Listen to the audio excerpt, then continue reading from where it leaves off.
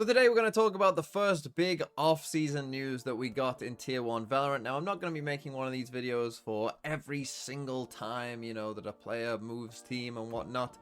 But we are going to focus on this one because it is pretty interesting and it is the first one. It's about, of course, Derke is leaving Fnatic, or is at least a restricted free agent here. As you can see, he's a restricted free agent. Now, what that means is that there is a buyout, and that will, I assume be a pretty high buyout for someone of Derke's caliber. But if someone wants to buy Derke out, they can. And as you see, he's open to EMEA, NA, and APAC. And so, who knows where Derke will land, but he's a good enough player to where he almost certainly will land somewhere. But of course, this comes as a massive shock and surprise and seemingly came somewhat out of the blue because, of course, Derke has been on Fnatic for such a long time at this point. Derke was still a part of the Fnatic team that went to the first international grand final against Sentinels in Masters Reykjavik, and obviously he was there before that as well. So he has been on this team basically since you thought of this team as Fnatic. Derke has been there. And that brings up the question, why did Fnatic do this? Why did they let go of Derke? So I thought the first thing that we take a look at is Derke's just stats. Now the stats obviously don't give you a full picture of what's going on, but it does give you at least a little indication as to how a player might have performed over the entire season. So let's go through each of the events, and we'll start here with EMEA Kickoff. And EMEA Kickoff, as you'll see, did not go well for our boy Derke. They didn't play a ton of rounds, only 88, but you can see he's actually the third lowest rated player here in EMEA, and these are not great numbers for him to be putting up. So Kickoff, whilst a small sample size, did not go so well. And if we look ahead to EMEA Stage 1 as well, this one also didn't go that great for Derke. You can see here that his rating was just a straight 1.00, and whilst it's not as bad as Kickoff, and some of these numbers are better, you still look at, like, this is his first kills to first deaths here, so he's actually dying first more than he is getting the first kill in rounds, which is never great. Very much kind of like a middling duelist, not really too impressive, and especially not for a team that should be winning most of their games like Fnatic. So Derke didn't get off to a great start in the season, but that actually didn't continue. Once we got to Masters Shanghai, Derke really stepped it up. Now, we don't have ratings for this, or, we are missing some of the things here because it was on a Chinese client.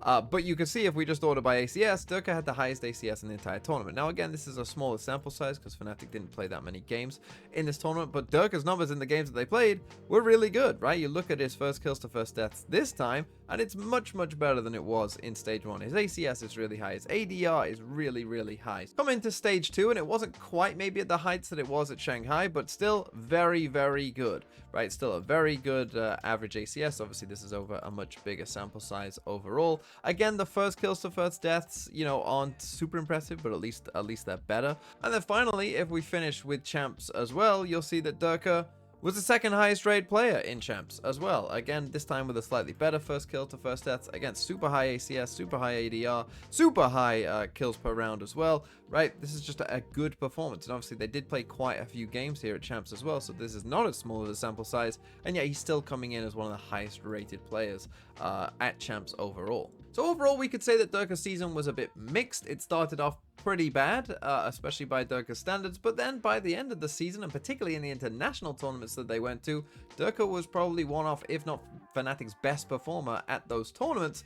And so that might leave you slightly scratching your head as to why they got rid of Derke. But really, probably the main contributor to why Fnatic felt that they needed to make at least some change was the fact that they maximum finished 5th, 6th this year. And for a team like Fnatic, who obviously won 2 titles last year, finishing a maximum of 5th, 6th just isn't good enough, right? That's just not good enough. And obviously there is like some rope that you could give them. There is some leeway with the whole Leo situation and having to, bring in a sub with Hero and whatnot. But I think Fnatic almost cost themselves there because their performance with Hero seems so good, and it seems so, just flawlessly executed as they brought Hero in, that there was no problems, that actually I feel like 5th, 6th again became a disappointment, even though they were playing with a sub. And I think one reason that Fnatic may feel this way is that they may feel that Derke maybe hasn't reached the heights that he used to and what people used to think about Derke. So what I decided to do was pull an old Plat Chat clip from 2022. About all the FPX players. It is Derke, still a top chamber in the world, but slips down the list after a modest showing at Copenhagen. How did you know? How did you know? How did I know what? Flips down the list. He was just referencing his own I was list. referencing my own list. Oh, okay. And which also, my putting him lower on the list will also influence the aggregate list. Unless everyone put him at number 1 still for some reason. But I had Derke move down my list a bit because, well, he's still amazing and definitely in the top 10. So a couple things to talk about here. Number one, this is what Sideshow used to look like. I mean, that is crazy, isn't it, without the mustache? This is what he used to look like, and you can see, like, he looks like an egg there. I mean, he really does look like an egg. It is crazy, isn't it? But number two, that's how people used to think about Derke. He was very clearly, obviously, a top 10 player, whereas I think if you can consider now, like, who's in your top 10 players of the world, Derke is maybe on that list, but for a lot of people, he wouldn't be on that list of the top 10, whereas this... You know, he's in 4th place going into 2022 champs, and that's a slip for Derke. That's after, you know, a poor showing in the previous international tournament. Which, when you consider that from where Derke was and where Derke was viewed to where maybe he is now, it is quite a difference. And I think if we take a look at Fnatic's whole year and the times that they struggled, and Fnatic did have some struggles this season, if we take a look at, particularly when Leo was still with the team, I think that when Fnatic struggled in some of their games early this season, it was often because it felt like Derke and Alpha were almost playing in a different team to the other 3 players. Where Derke and Alpha, of course, are incredibly aggressive players and want to just go forward all of the time and, you know, get in their face. But then you've got the other 3 who are, you know, perhaps a bit more reserved and, you know, taking, you know, correct fights, let's say, and not just trying to aim diff everyone all of the time. And actually, the way that Fnatic somewhat fixed that, I think, this season, was their best 2 maps this season was Split and Haven, and on both of those maps, both Derke and Alpha were playing duelists. And I think that that's honestly how they managed to mitigate some of those problems. It's just saying, okay, well, let's lean into that, right? Let's lean into you two go and take fights, and it's fine because you're both playing duelist. And so that does bring up the next point. What is Fnatic's plan? Are they going to put Alfia on duelist? Is that what they're aiming to do? Because it would make some sense, as I just mentioned. He has played duelist this year in some of those double duelist comps. We've seen him play Raze many times before. He actually did play a bit of Neon as well at one point. So is the plan to just put Alpha on duelist and find someone else to fill in a different role? Now the risk is, of course, we haven't really seen Alpha play a Jett for Fnatic. He has played Jett before, back before he was on Fnatic, but since he's been on Fnatic, he hasn't played Jett. We also haven't seen him, you know, using the operator a ton either. He does pull it out from time to time. He does even pull it out time to time. Playing Sentinels, you know, he loves to do it on attack side Lotus in particular, but he isn't really known as an opper. That's, you know, not what we really know him for. So this does obviously carry some risk as well. With we don't really know how good his Jett is, and we also don't really know if he can be a long-term opper.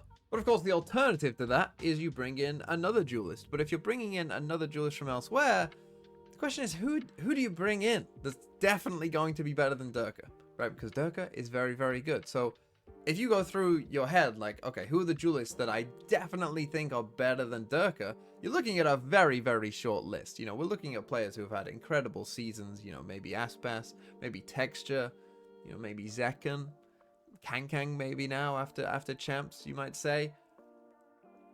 I would say that that's probably it. Now, of course, overall, we don't know exactly why Fnatic have made this decision. Of course, they have a lot more information of what's going on behind the scenes. Who knows?